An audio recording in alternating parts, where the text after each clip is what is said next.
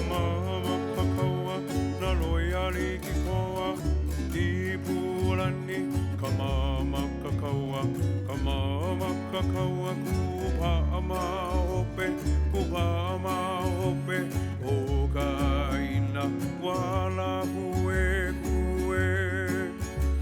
Ka puka wa koa wili ko kiwi wa hole, pero kakapoe mena koa loia liki, ka mama kakaua I hoi kai ka hoi na pono, o ka la kaua, na loia liki kue kue.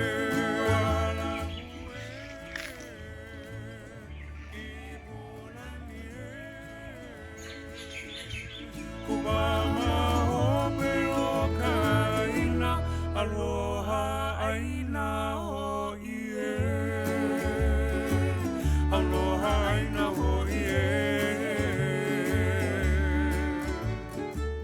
I hope you enjoyed the first video of Don's interview with KEALE. And now we're going to continue with the second, where KEALE talks more about his childhood and the different degrees. He has 2 master's degrees and 1 bachelor in language.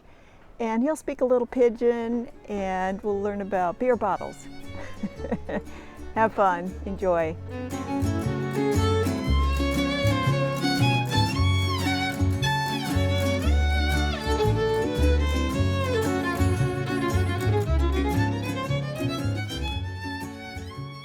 So you grew up in California in the San Joaquin Valley, you said. I did too. And it was a real farm country way back then. So you obviously spoke English with the California accent, which is perfect. And you also speak Pidgin, don't you? Yeah. Well, you know, we spoke Pidgin at home. Right. And but you know, we had to learn English. Right. And so and then I went to college, and I studied theology. My bachelor's degree was in theology, and then my first master's degree was in Greek. So Koine Greek, which is from 300 BC to around 300 AD. And then I did a second master's degree in Fresno. Yeah, right there at Warner Pacific. State? Oh, yeah. There's a Mennonite seminary that's there, and I did my second MA in Hebrew. So, yeah, I think because of my grammatical kind of background, I became very particular in language too. Disciplined, and, yeah. Because you have to. Well, I think you know we even though we do have to kind of like sometimes encourage people to say it differently, you know, because sometimes we get lazy in speaking. But I also tell people that, well, you're also an expert. You're an expert in the English language simply by speaking it every day, all day long. True. And people understand it, and so you must be doing something right, you know. But then for guys like you and I, you know, the students of language and history and all that, you know, we're always trying to like refine and shape it. So yeah. So can you speak a little Pidgin for the fans out there? Yeah. Okay, so Pidgin, if you think of Pidgin is like a very relaxed, almost like Creole, you know. Instead of saying, Uncle, we've been talking for a little while, and I really am enjoying myself. And so, you know, if I were to say that in Pidgin, I would say, "Ho, Uncle, me nice conversation." That's it. And so people go, "What mean? What does he mean? Mean?" Well, mean is like a Pidgin slang way of saying that's pretty cool. You know, I'm enjoying this. Yeah, mean. And so it's often it'll say a lot in just a few words. Right. So that's how you know Pidgin is different. Yeah. And we always speak to people that are even 2 years older than us. We call them uncle and auntie. Yeah? And they say Tio, Tia, Tio. Yeah, in California, Tio, Tia. They say it here. I speak. Do they really? Yeah. So I speak Spanish too, from being raised in the valley. So, and I think too, like we were a mixed family. You know, in fact, my legal last name is actually Mix, even though Ke'ale is what I go by, because that's our family in Hawaii. But Mix is goes back to Tom Mix. But my father was from, his family was originally from Arkansas. They're Dust Bowl people. Dust Bowl, yeah. And which is the valley and most of California. Like your T-shirt. Yeah. Dust Bowl Brewing. Right there in Turlock. Yeah. It's good beer. Really good beer. Do you remember Primo? Oh yeah, I remember was Primo. the beer here? We're the generation where sometimes we would have, to calm us down, there would be a little bit of beer in the bottle. A little bit of Primo beer. It's kind of like weird but we're that generation where it was, okay. Sometimes, mix it with the water or something. Right. Calm that kid down.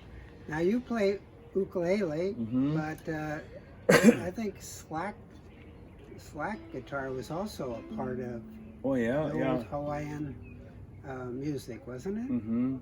Slack key guitar, which is you take the guitar and you have, instead of like playing in standard tuning where you have to shape chords and keys and such, you actually tune the guitar in an open chord. So if I were not even touching the guitar and I strummed, it would be like, say, in the chord or the key of C or the key of G.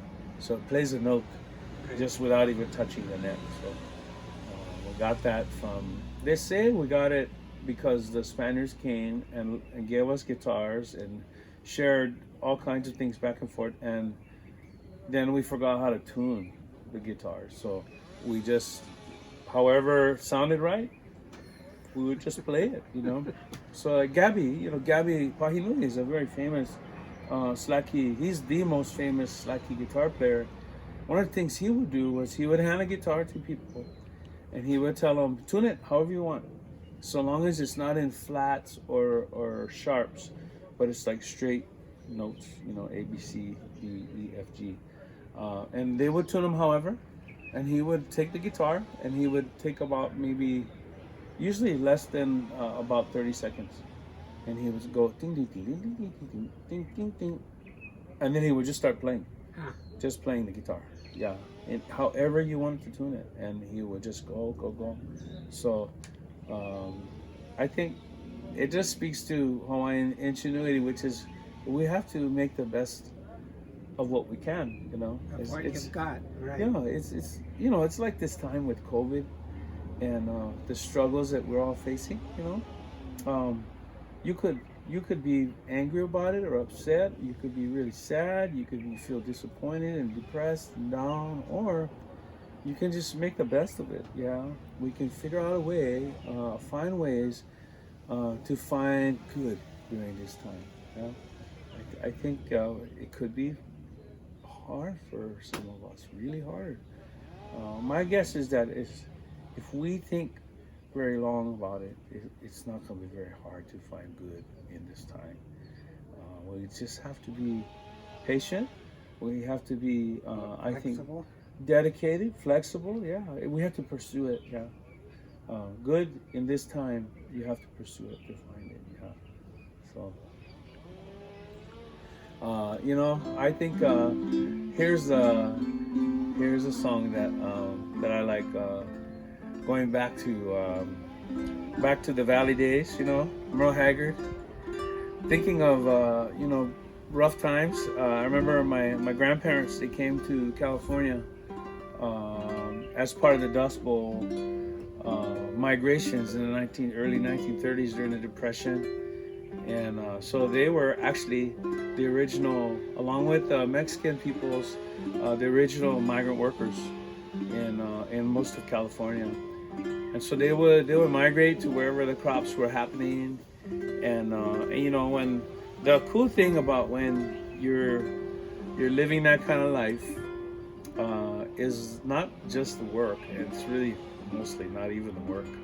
It's what you do in between the work. And so at the time, if you've been to LA or down south by Bakersfield, there's a place called Kern River. And the Kern River is a place where a lot of people would go on Sunday You know, workers, they just go there and hang out with family. But the thing about the Kern River is a very dangerous river, and a lot of people have been lost in that river. So it's one of the only rivers that I know of where when you drive up to it, there's a sign there that tells you immediately how many people have drowned in that river. And so be careful, you guys. And so my grandma and her family were traveling. They happened to be working down there before they came to settle in Central California. And her cousin actually drowned in the river. And so I like this song. It's kind of a sad song, but I remember it for the beauty of the time. You know, you continued on as families. You know, you remembered and you loved the people you lost, but you also realized they would not want you to sit here and mourn for days and days. They would rather have us move forward and continue to progress and to really grow. And so anyway, I recorded this song on my last album, the Motherland album, Aina Kaula, and it's a little Merle Haggard song. I like to sing it for my grandma because she loved her cousin who passed in the river. I will never swim Kern River again. It's there that I knew him, there that I lost my best friend. I live in the mountain, I drifted up here with the wind. I may drown in still water, but I'll never swim Kern River again. We grew up in a north town, like Gusher never came in. And that river was the boundary my brother and I used to swim. One night in the moonlight, that river swept his life away. So I live up Lake Shasta, and Shasta's where I will stay. I will never swim Kern River again. It's there that I knew him, there that I lost my best friend. I live in the mountain, I drifted up here with the wind. I may drown in still water, but I'll never swim Kern River again. There's a South San Joaquin, where the seeds of the Dust Bowl are found. And there's also Mount Whitney, where the mighty Kern River runs down. It ain't deep and it ain't wide, but it's a mean piece of water, my friend. I may cross by the highway, but I will never swim Kern River again. I will never swim Kern River again. It's there that I knew him, there I lost my best friend. I live in the mountain, I drifted up here with the wind. I may drown in still water, but I'll never swim Kern River again. I may drown in still water, but I'll never swim Kern River again. I will never swim Kern River again.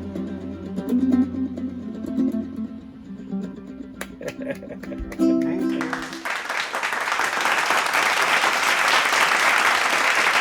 Yeah. And Up by there's, Mount Whitney, or well, close to Mount Whitney, yeah. mhm. There are some hot springs up there.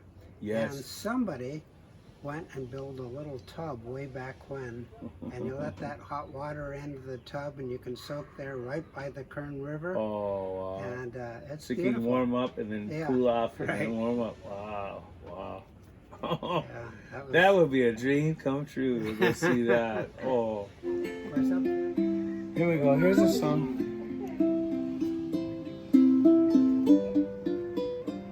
Here we go. Twinkle, twinkle, little star, how I wonder what you are above the world so high. Like a diamond in the sky, I realize my name,